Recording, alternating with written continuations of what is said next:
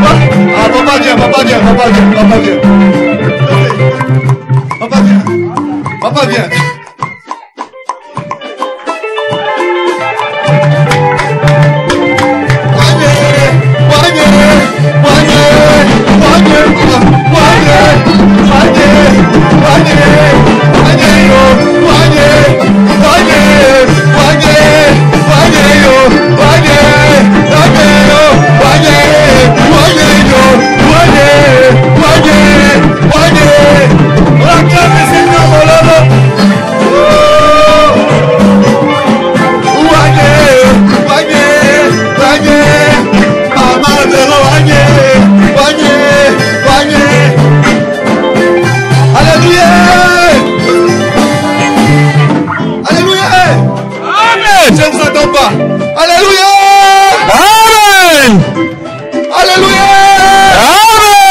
Est-ce qu'il y a quelqu'un qui est plus grand que Dieu?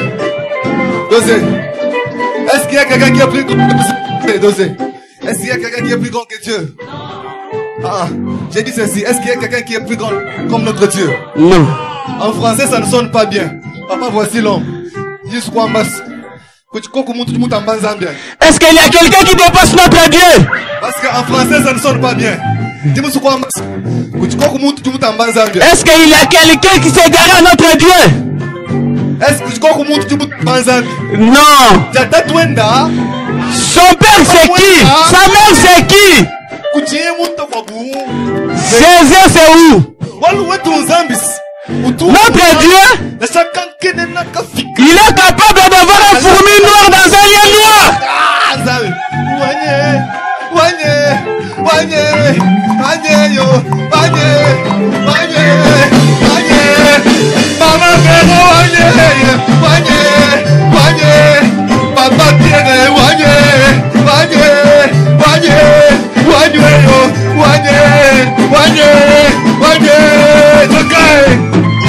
Que Dieu vous bénisse. Amen. Que Dieu bénisse maman Noélie. Je disais pour Gatineau, les pasteurs prendront un peu de temps pour les deux premiers modules qu'ils n'ont pas assisté. Mais pour vous autres, si on commence à faire les débuts pour l'arrivée, on n'aura pas le temps. Nous voulons gagner du temps pour vous libérer vite. Amen. Le temps qui est dehors nous a fait défaut, mais demain, on commence tôt et on finit tôt. Amen. Que Dieu bénisse quelqu'un. J'introduis l'homme de Dieu, le pasteur François.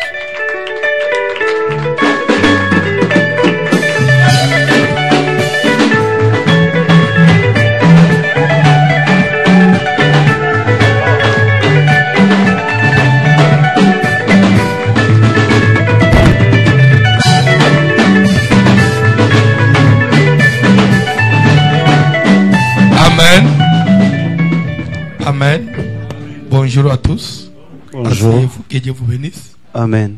Je profite de l'occasion d'abord pour remercier encore une fois de plus Pasteur Pierre ainsi que Maman Véro, toute la famille, que Dieu vous bénisse. Et je vous remercie aussi, vous, l'Église. C'est parce que vous êtes là que nous aussi ce soir, on peut avoir l'occasion de vous parler. Peut-être peut demander, mais comment il est en lunette? Mais on grandit, non? On grandit, non? Hein? Oui, on grandit, on n'est pas... Que Dieu vous bénisse. C'est comme Pasteur Pierre venait de l'annoncer. Ça, c'est module 3. On avait vu la manipulation des esprits familiers, premier module, deuxième, et ça, on est à notre troisième séminaire sur le même sujet. Je n'aurai pas assez de temps pour faire la révision, mais je vais ne fût-ce que parler des grandes lignes. D'abord, vous devez comprendre quand on dit manipuler. la manipulation des esprits. Manipuler les esprits veut dire trafiquer. Amen. Les esprits. Qui peut encore donner le synonyme de manipuler? Manipuler, j'ai parlé de trafiquer. Manipuler, oui. Exciter, qui encore? Synonyme. Manipuler. Vous voulez me manipuler. En d'autres termes, pardon, pousser, entraîner, influencer, c'est tout ça, influencer. Amen. Ok. La manipulation des esprits. Alors, esprit. Qui peut me définir l'esprit? Oh. Pardon? C'est un être immatériel, ce n'est pas tout. Un être immatériel. Pardon? Qui habite dans un corps. L'esprit n'habite pas seulement dans un corps. C'est un immatériel créé par Dieu. Oui. Qui sont immortels. Esprit veut dire être immatériel créé par Dieu. Maintenant, Dieu aussi est esprit. Amen. Un esprit, c'est un être immatériel et qui vit éternellement, qui n'a pas de limite. Et cet être, il est... Parce que parmi les esprits, dans la classe des esprits, on avait vu combien de classes? Qui se souvient? Comme esprit, on avait... Pardon? Mais on avait parlé que vous devez quand même revoir les cours. Qui parle 3, 2. Je ne retiens rien. 3 ou 2. 2. Il y a quoi et quoi? Rapidement. Essayez. Pardon? Frère parle de la main qui salue. La main qui salue, c'est une église. Il y a Dieu et son armée. Oui. Satan et son armée.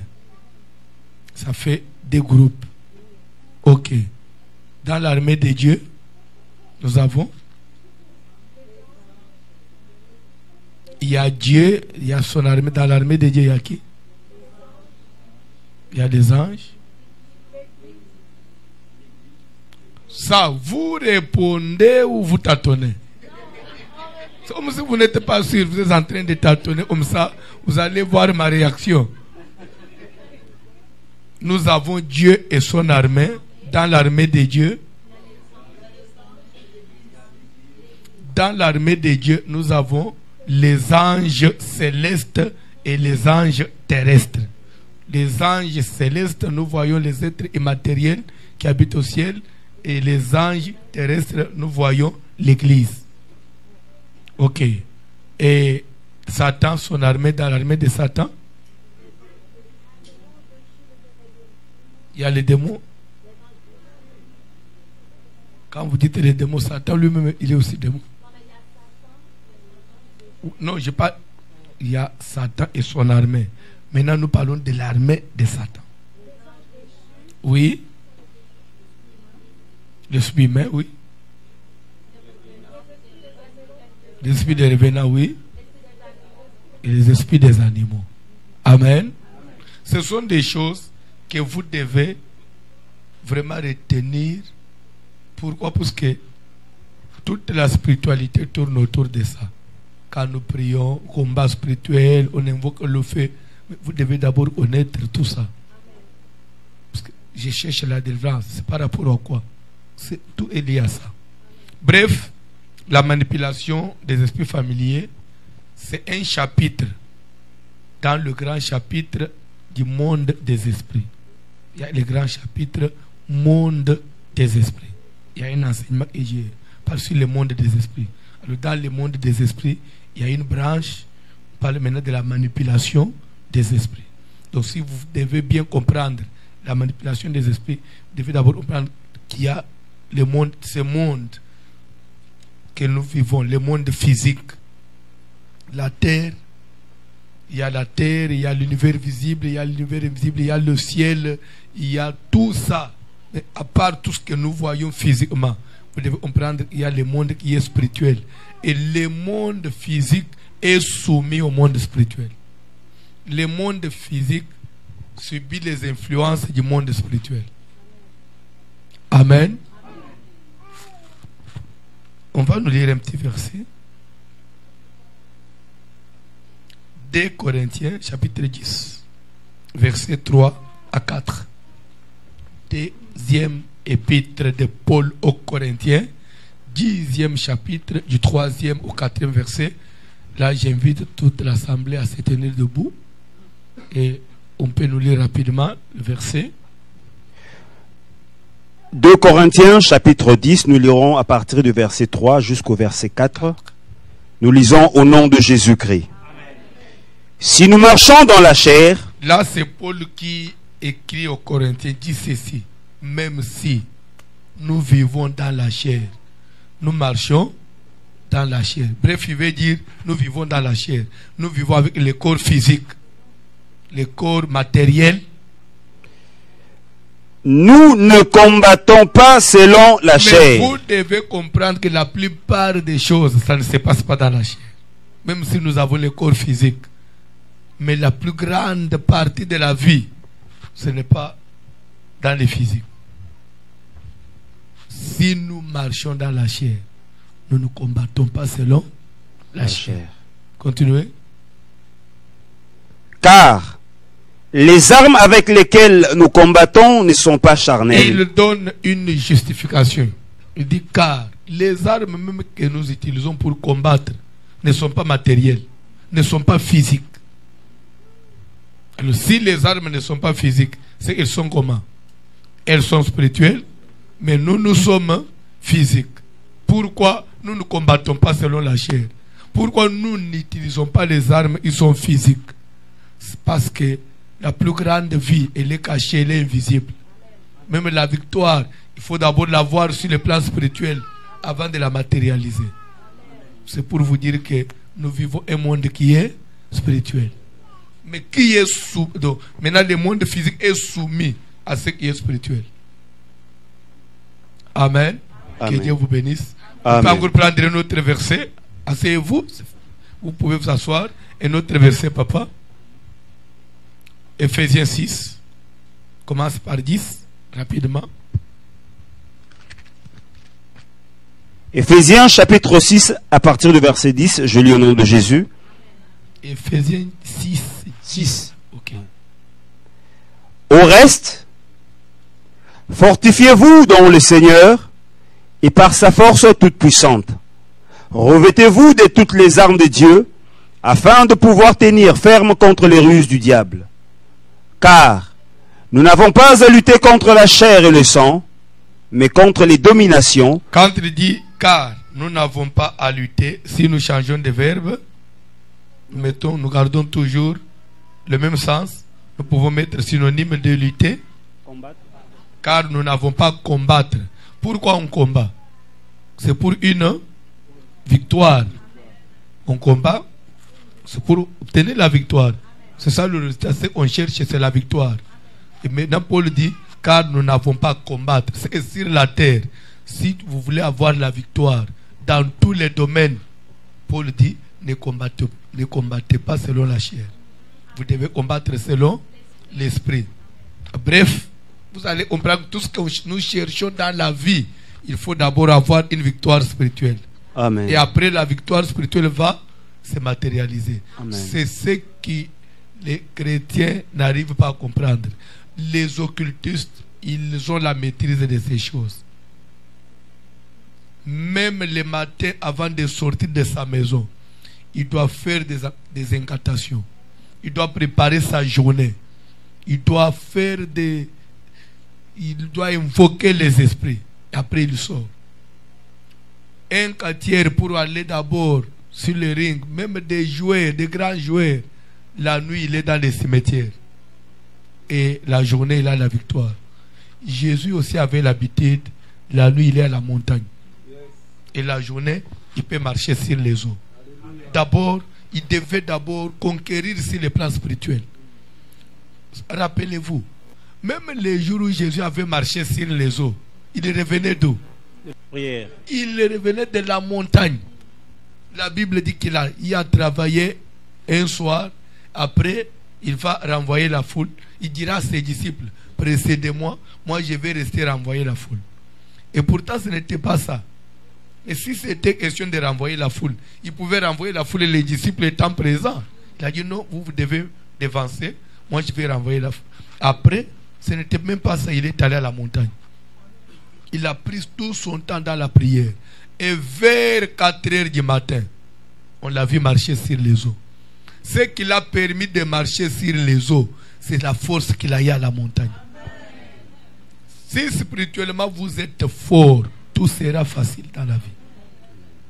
Aujourd'hui, les chrétiens n'aiment pas la prière, les chrétiens n'aiment pas la parole de Dieu, les chrétiens n'aiment pas gêner, mais ils veulent avoir la victoire. Quelle victoire? Quelle victoire? Paul dit, si nous marchons dans la chair, attention, vous devez comprendre que nous ne combattons pas selon la chair. Et de l'autre côté, il dit, au reste, frères, fortifiez-vous dans le Seigneur. Par sa force toute puissante. Revêtez-vous de toutes les armes de Dieu, car nous n'avons pas à combattre contre la chair et le sang. Nous ne luttons pas contre ce qui est visible. Notre combat n'est pas sur le plan physique. Au contraire, c'est sur le plan spirituel. Pourquoi tout il ramène toujours au spirituel? C'est pour vous dire que nous vivons un monde qui a l'apparence physique, mais en réalité, le monde n'est pas physique. Le monde donne l'apparence d'être un monde matériel, mais en réalité, le monde n'est pas matériel. Le monde il est spirituel. C'est pourquoi je viens de donner un enseignement chez nous là, qui m'a pris vraiment beaucoup de temps. C'était le renversement des autels. Troisième maudit, j'ai parlé sur l'autel de la sorcellerie de destruction. Et j'ai dit ceci dans la sorcellerie. Vous savez, quand on donne à quelqu'un la sorcellerie, c'est d'abord une semence qu'on communique. Et cette semence, il y a plusieurs façons où on peut attraper la sorcellerie. La sorcellerie, au fait, c'est quoi? La sorcellerie, c'est un esprit qu'on transmet à quelqu'un. Amen. La sorcellerie n'est pas une nourriture. Mais la nourriture peut servir de pont pour transmettre la sorcellerie. On peut avoir la sorcellerie par la nourriture. On peut avoir la sorcellerie par le rapport sexuel. On peut avoir la sorcellerie par l'échange de vêtements, par les contacts. On peut se serrer la main et on te communique la sorcellerie. On peut avoir la sorcellerie dans le sommeil. Vous dormez la nuit et vous rêvez que quelque chose entre en vous et vous devenez automatiquement sorcier. Ce n'est pas simplement que vous devez manger quelque chose. Ou soit, ce n'est pas parce que vous avez mangé quelque chose que vous devez voir la chose changer et que vous dites non. Ça, c'était la sorcellerie de l'Antiquité, ancien modèle même. Ça a évolué. Oh non, quand j'ai mangé les beignets, j'ai vu que c'était transformé en banane. Des modèles. Ce n'est plus question de ça. Ils sont aussi intelligents, les sorciers. Bref, quand on communique la semence, la sorcellerie, ce n'est pas tout. La première des choses, on doit maintenant passer à la phase d'initiation. On doit initier la personne. On doit vous initier comment maintenant devenir sorcier, comment opérer. Et c'est dans la phase d'initiation qu'on arrive maintenant à ouvrir les yeux de la personne. On dit, on m'a ouvert les yeux. On a ouvert les yeux de tel. C'est-à-dire, quand on dit ouvrir les yeux, ça veut dire quoi? C'est que la personne, à part cette vision que nous avons, qui est limitée, la vision physique, quand nous nous regardons, nous voyons et ce qui est visible. nous voyons que ce qui est palpable, c'est comme si on enlève le voile sur les yeux de la personne, il commence à voir au-delà. C'est-à-dire qu'il sait maintenant voir les esprits. Parce que les esprits n'ont pas un corps, mais on les voit.